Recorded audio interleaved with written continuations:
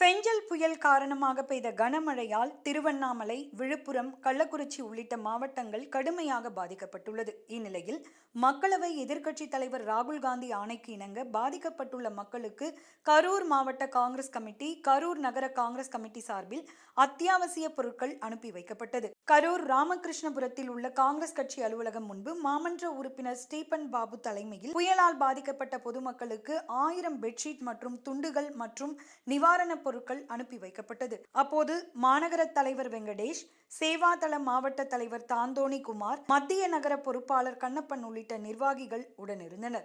இதனையடுத்து செய்தியாளர்களை சந்தித்த மாமன்ற உறுப்பினர் ஸ்டீபன் பாபு, கரூர் மாவட்ட காங்கிரஸ் கமிட்டி சார்பில் புயலால் பாதிக்கப்பட்டுள்ள மக்களுக்கு தேவையான மளிகை பொருட்கள் அடுத்த கட்டமாக அனுப்ப தயாராக உள்ளோம் என கூறினார். கடந்த 2 நாட்களுக்கு முன்பாக பெய்த கனமழை உங்களுக்கு தெரியும்.